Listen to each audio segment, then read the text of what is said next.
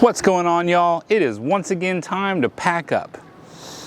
It just felt like it went fast this time. The honest truth is, it's not travel day tomorrow, it's travel day in a few days. 3 days? Travel day in 3 days, but I got a little problem. Forecast for the next 2 days is like 70% chance of thunderstorm. I'm packing up everything now. The last thing you want to do is leave a bunch of your chairs out and bikes, get all rained on and soaked up. It might stop raining by Friday night, but do I really want to then pack up a bunch of wet chairs and stick them into the pass-through storage? Not really. And so far today, I am slack-a-lacking because Bill and Will have already taken up their side patio over there. Got all that stuff put away. I got to get to work.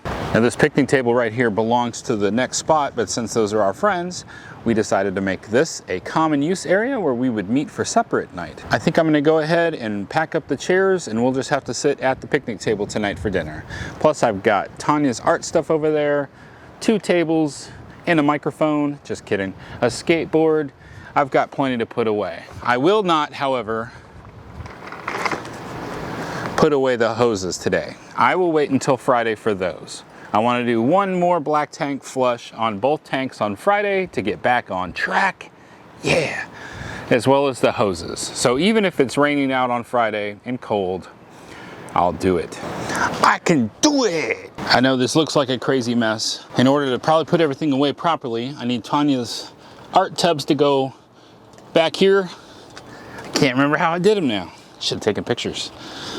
Chairs will go on top. Some of this will have to come out just to do it properly. And this silly little chair, we had to pin it under the tire there because it's so lightweight. It's a really light hiking chair, but if nobody was in it, it just kept flying away. So we just kind of wedged it under the tire. I normally keep the hiking chairs behind the seats. We have the mega cab. There's storage space right behind the seat. Keep 2 chairs back there.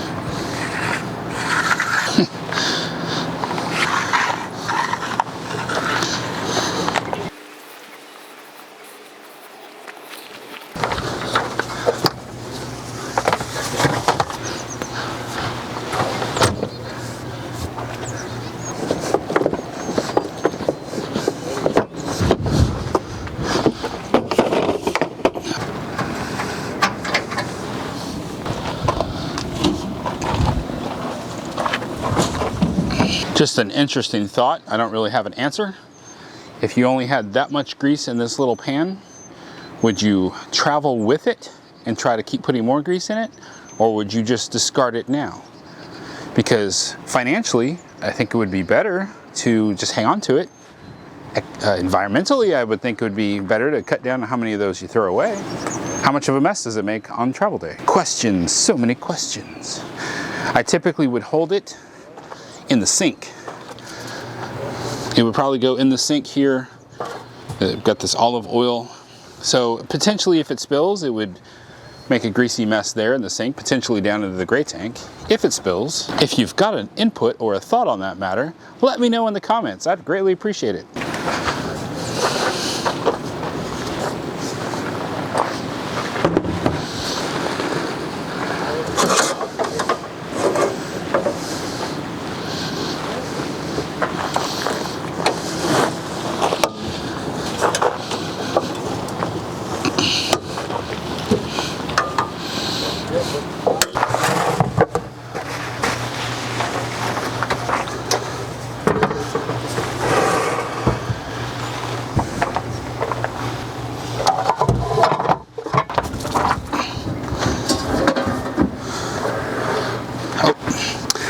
Almost forgot my new lights that I put around the top. I can't put this in there without unplugging it first.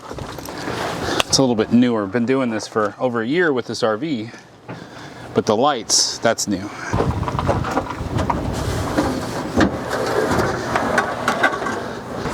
Gonna take this, put it back in the truck.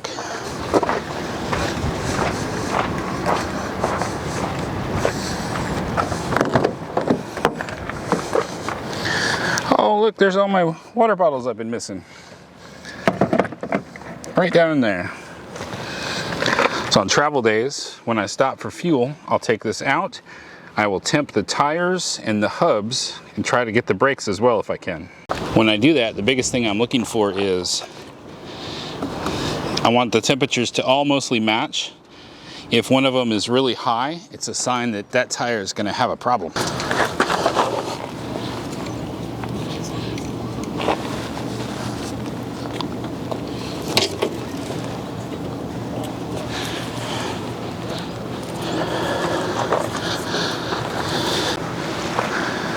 This brick, or that's what we call them in the IT industry, this power brick, is used to charge Tanya's bike. Typically when I'm going to charge it, I'd like to use that plug that's right up there in the outdoor kitchen. Before I was putting this in the pass-through storage, but I think I'm going to put it in here, kind of closer to where I would expect to use it. Got a pile of bicycles here. Tanya's definitely can't go and be put away until we're ready to go. Kira doesn't want hers put away yet. I can put me and Kaylin's, as well as Kira's scooter, away.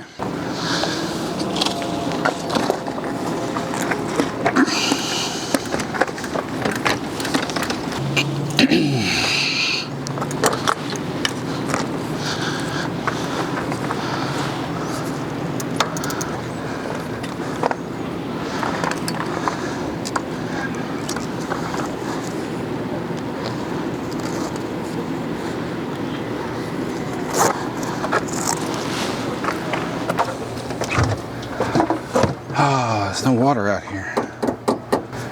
I'll wait. I like to try to limit my sweet drinks. Now those aren't sugar, just sweetened.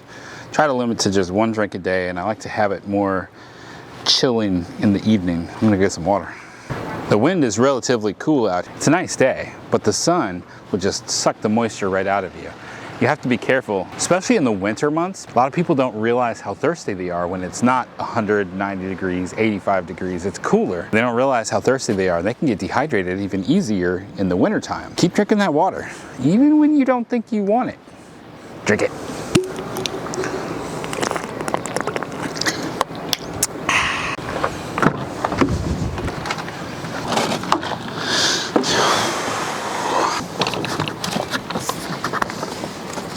We actually bought this chair. We were one chair short at an air show. This is a really light chair, but it can't support more than 250 pounds, so I can't sit in it. But we were one chair short for everybody we took to the air show, so we paid 25 bucks at the air show for this chair. Some people might say, that's expensive. But getting a quality lightweight chair for hiking can actually be quite expensive. Seems like the lighter the equipment goes, the more expensive it goes, because there's technologies that go into making things so light. Fortunately, it has no carrying case. I think we were putting in a rubber band at one time, but I just kind of roll it up within its fabric, shove it behind the seat, call it a day. Some of the stuff I think literally just got tossed in here at the last minute. It's like you put everything nice and neat on your last travel day, then you get to your next travel day and it's like, how did this become so disheveled and such a mess? These walking sticks definitely gotta come out. Man, I think it'd be such a cool idea. Put a net to hold these balls up against the ceiling. That would be great. That would speed up my time in situations like this when I need these balls out of the way so I can get packed up.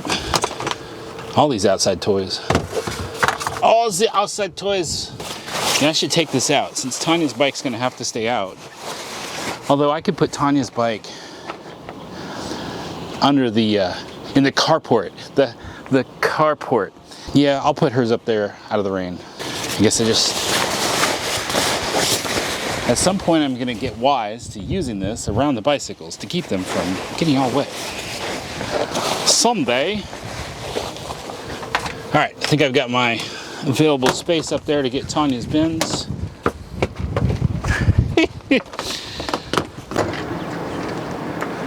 Kira's all excited.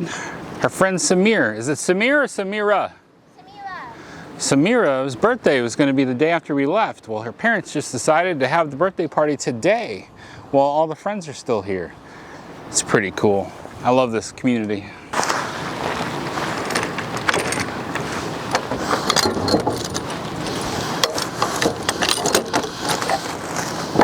Oh! Good times. Drop a heavy object on your foot. You will not enjoy it. I'm just kidding. You might enjoy it. I doubt it. I still say that this is one of the best chairs we've got.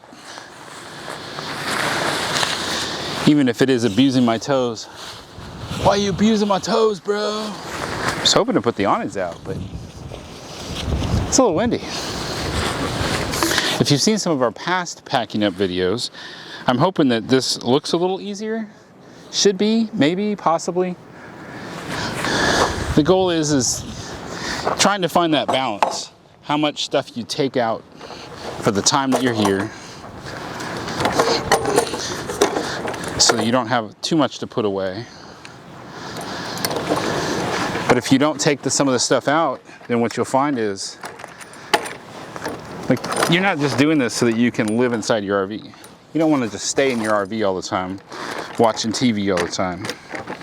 We've done that. We've been there. You get into a place where the weather's bad and it just happens. You want to be ready for that. But you want to be promoting getting outside. You want to get the chairs out. You want to get the Blackstone out. Get yourself in a position to be outside, to enjoy the outdoors. Go for a hike. Go for a walk. Tanya and I haven't done a long walk today. Crud.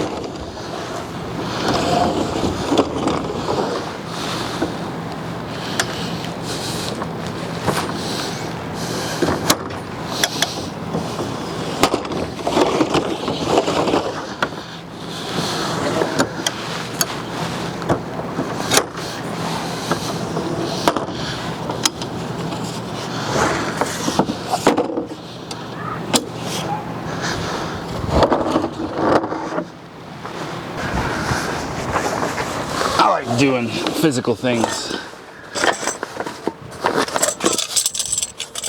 especially since my job is mostly behind a desk.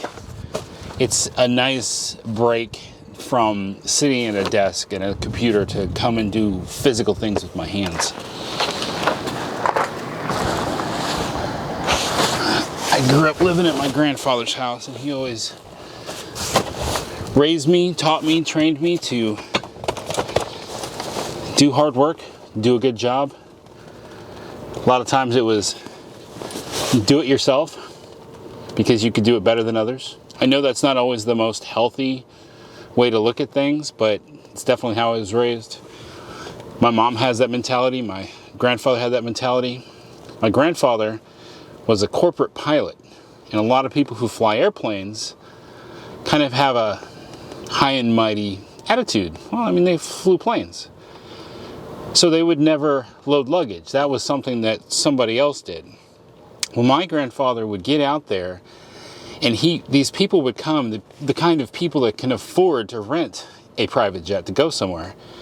And my grandfather would have catering ready for them and sodas ready for them, and he would take their luggage and he would pack it away, and he would only hire co-pilots to work with him that could do this. Because of that, he could sell his services to a lot more people.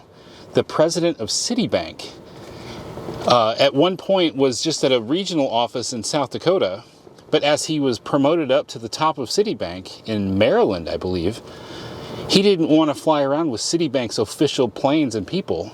he would continually hire my grandfather to fly out to Maryland to pick him up, to take him places, because of my grandfather's work ethic and services that he provided. That's the kind of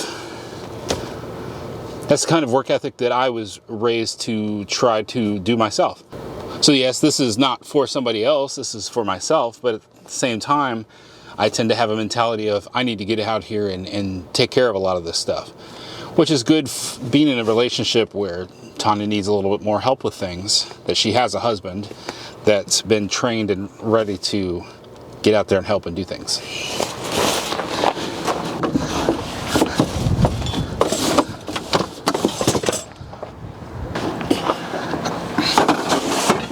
Still need to get some containers for the front. Still a mess up there. I've been enjoying not spending any money.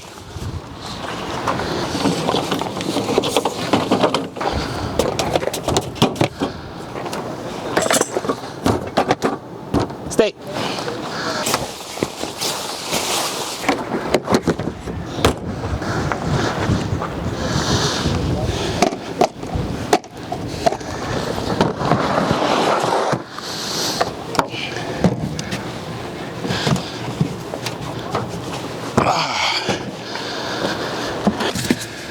Pool noodle.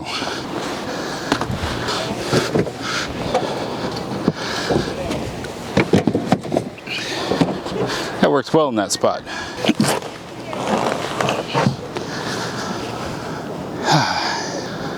So not everything's done, but a lot of stuff is done. I definitely feel more prepared and ready. Feel much better about this. Just dwindled down to a few things. Not too shabby. Hopefully we'll have this all done, ready to go.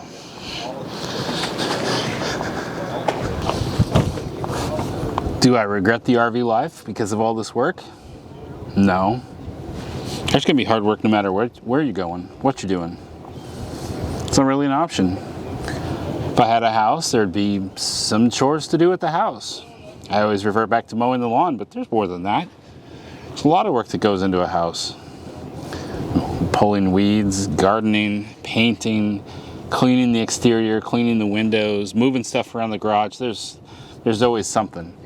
So all I've done is I've traded different things that need to be done. I get to move my home on a regular basis. Do I get to get out and see something fancy, new, and different every day?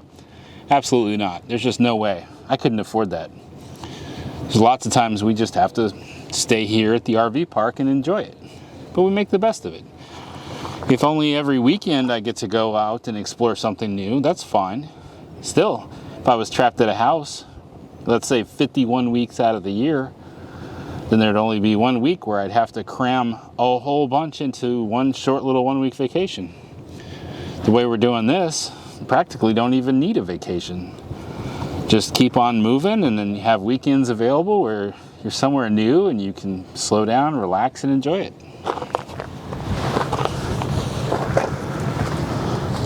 I'm loving this lifestyle. I think it's amazing. And I was surprised. A lot of times I wouldn't even ask our daughters what they were thinking of this lifestyle. And then Kira the other day, our youngest, she's 9, she says, if I had a time machine, I would go back in time to when I was 3 and tell myself to tell my dad to get an RV sooner so we could get into this lifestyle even sooner. That totally took me by surprise because I kind of thought that maybe that they had some remorse about leaving friends behind. But Kira now has gotten to the point where she's able to make new friends at almost every place we go to, and she's made friends that are far greater friends than she had before. One of the things that you're forced to do in this lifestyle is be more intentional with your friendships, especially even when we return home. So the friends that we used to live close by, everything was so casual. Yeah, we'll get together sometime in the future. Now, we come home for a limited amount of time, and the friends that are really close and want to hang out become very intentional about getting together and spending quality time together. It's strengthened those relationships. We've found out who our friends really are, and we've become closer with our friends, and we've made new friends. I'd say that's a pretty good situation. Do I think this lifestyle is for everyone? Absolutely not. There are certain aspects of this that I think that some people could not handle, from being in small spaces, requiring that you really need to be handy and capable of fixing things on your own, navigation, self-aware of your surroundings, financially as well is something to consider. There are some people that have the mentality and the thought process that if they just sell their house and go out and do this full time, that it's going to financially make a lot of sense. And I'm here to tell you, financially, it just doesn't make a lot of sense. There are various aspects about this, especially if you're going to try to travel, that become very expensive. We're doing the 1,000 Trails thing this year so that we can kind of save money. And part of that process is having to pay back the debt that we took in order to buy that Elite Connections plan we bought, which is in the thousands of dollars. But we can't use it 100% of the time. There's rules involved, like I can only stay at a park and have one reservation for the future for one holiday. So I've booked for Memorial Day, but I can't book for 4th of July or Labor Day, even though I can book 180 days out. Therefore, that means I've got to book at another RV park somewhere else outside of there. 4th of July is not cheap. We wound up staying at a KOA that's going to be $700 for the week, just so that we can be where we'd like to be, but have to be out of 1,000 Trails. So there's a balancing act. 1,000 Trails isn't a magical pill that fixes everything. It can help if you manage it properly and you make sure you go through your steps and read your contract. So is RV life full-time for everybody? No, it is not. If you're thinking about it, don't just jump right into it. Do your research, do your homework, watch a lot of YouTube videos, read everything you can. Go to websites like escapees.com and read all of it. Don't just jump in. Make sure you know what you're getting yourself into. There's a lot to do. There's a lot to think about. There's a lot of packing. There's a lot of traveling. There's a lot of diesel expenses. And if you've never RV'd before, ever, start with renting an RV. Don't go out and buy one without even trying something out. Or if you know somebody that has one, go check it out. You want to make sure you can deal with the small spaces, the probably plastic toilet, the smaller refrigerator. You want to know all these things before you dive in head first. All right, that is enough of a chat today. Let's call it quits, shall we? I'm getting hungry, the family's getting hungry, the grocery list is growing. I think we got to go back to the store. Thankfully, we'll just go in town. I will leave you at this point in the video to go about your day. Thank you so much for tuning in and watching our video. I want to remind you that life happens. Don't let it stop you.